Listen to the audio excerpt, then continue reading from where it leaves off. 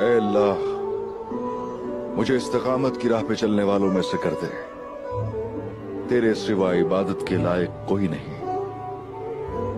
اے اللہ تو ہی واحد ہے اور تو ہی صمد ہے،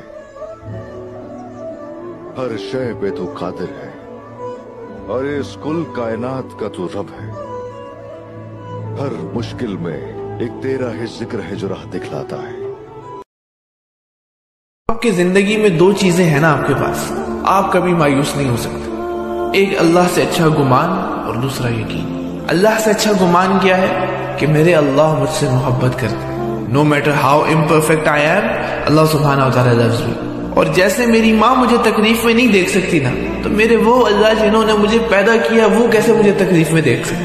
یعنی میری زندگی میں اللہ جو بھی کر رہے ہیں میرے ساتھ، چاہے مجھے سمجھ آئے یا نہ آئے، اس میں میرے لیے فائدہ۔ اور دوسرا اللہ پہ یقین، اتنا یقین جسے کہتے ہیں اندھا دھن یقین ہونا کہ میرے اللہ راستے بنانے ہیں، آپ کے سوا کوئی راستہ بنانے والا ہی نہیں ہے۔